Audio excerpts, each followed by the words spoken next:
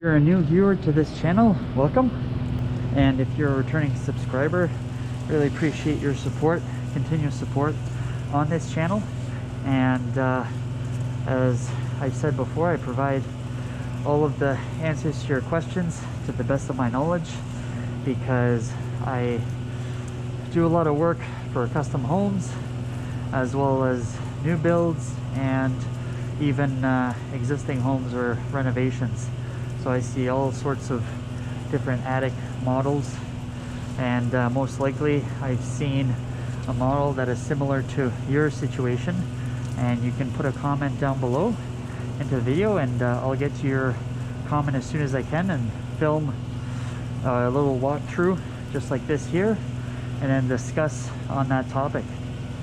So I'm gonna discuss a little bit further on that one topic that JC had, because he had a lot of slopes on the side of his house that were 6 inches from what I saw from the videos that he sent me, and those are never really easy to insulate. When you've got slope ceilings that are 6 inches, I recommend, if you do have the financing for it, get some closed cell foam, because that will definitely seal up any moisture that can get through. Because when you're looking at 6 inches, that's a R20 batt of fiberglass insulation, which is not much. And the risk with just having that, especially on a ceiling, because on slope ceilings the code is minimum an R32, or I believe that's a 10-inch batt, because if you do any smaller than that, then the resistance, because the heat rises in the winter for Canada, and if you don't have that R32, then there is the potential for condensation to happen. If you're talking about a slope ceiling that is in a living space, where the living space is being kept at 70 degrees Fahrenheit and the outside temperature is pretty much maybe in the 20 Fahrenheit or even lower than that. In Canada it can get up to, minus 20, minus 10, minus 20 Fahrenheit. So that's definitely a big delta. And with the bigger deltas, then you have an even greater chance of condensation building up inside of your wall, because when the hot moist air meets the cold air, then it condensates and creates moisture, and then you have continuous heat that's just melting that potential condensation, creating more condensation. Then your fiberglass batt is not working efficiently anymore, and it's a vicious cycle. So that's also why there's air gaps for slope ceilings, even with an R32, when you're talking about fiberglass batts, because you do want the batt to be able to breathe and dry up once the sun hits either the roof or the side of your wall. And then it dries up, and then it gets rid of that condensation.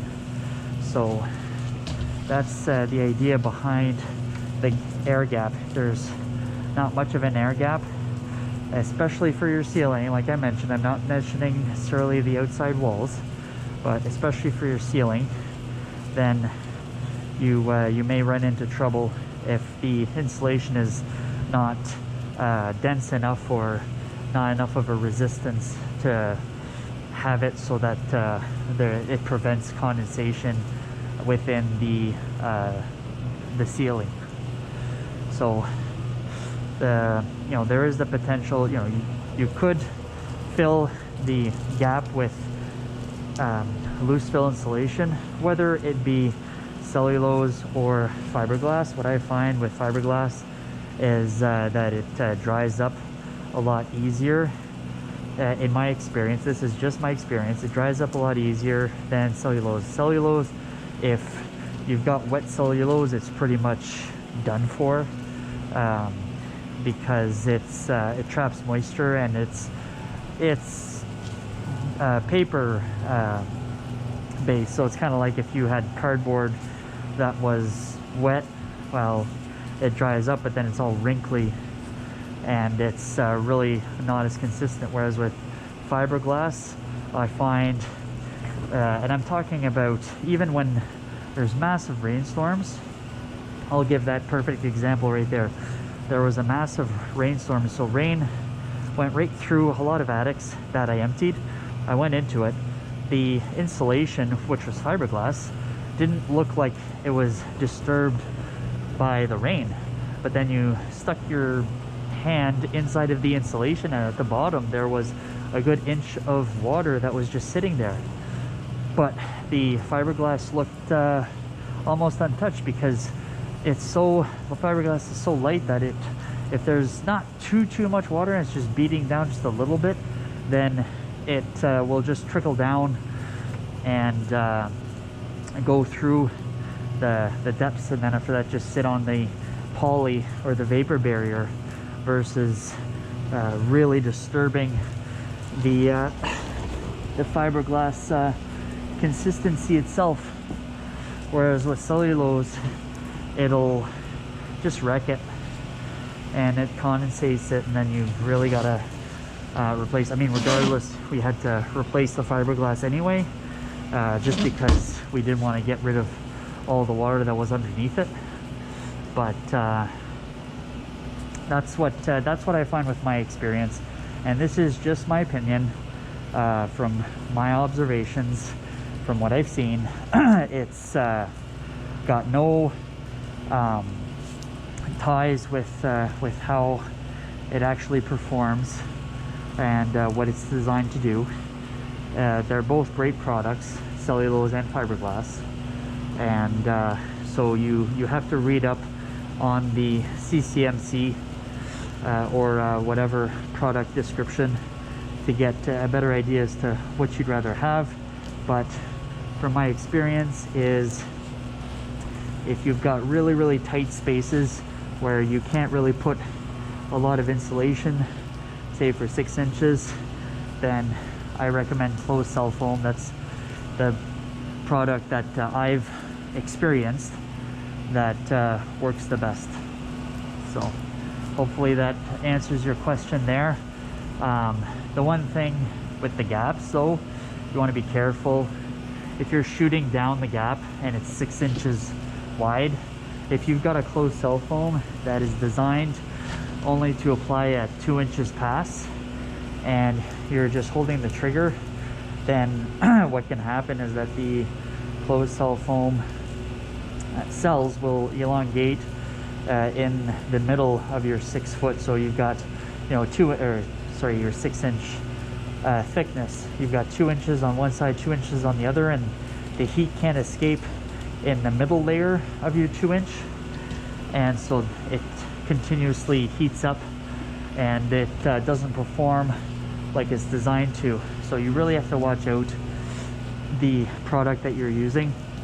If you see that the product is designed only for 2 inch passes, then you can't really apply it to a section that's closed in like that and just hold the trigger, because then you may even have some issues with that foam later on. So if you do have that, I would recommend the open cell foam just to fill it up.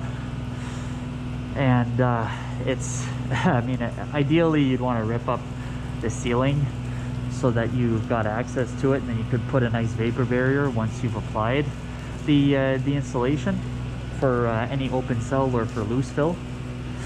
But if it's closed cell foam, you want to rip up that drywall, get access to the cavities, and then you can do a nice I think it's 6 inch.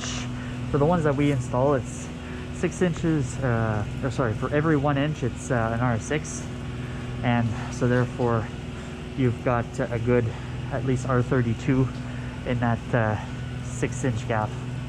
So that's definitely more than plenty, especially for a ceiling. Hopefully that answers your question there. I also saw that you had gable vents. So the best option for venting for you is to make sure that you've got a top rafter vent, one of those towers in my opinion, or whirlybirds. and then somebody that knows how to install it, because I do know that there's a lot of people that have issues with the towers or Whirlybirds, but my opinion is just because the guy didn't install it properly, because it's not supposed to leak even in heavy rainstorms, especially with the Whirlybird, because it spins around and it doesn't let, it's designed not to let water in when there's a rain, because what's the point of having a vent if it just lets air or lets water in? Like that's really completely counterproductive to your roofing system, right? Nobody wants that. So that way your gable vents act as intake, and then after that your your rafter vent or your Whirlybird acts as your exhaust, and so there's some nice airflow that will happen, and it'll keep your attic nice and dry. Make sure you hit that nice thumbs up so that other people that want to see this info, they can see it, recommend it, share this video with your friends and family, and we'll see you on the next video. Cheers.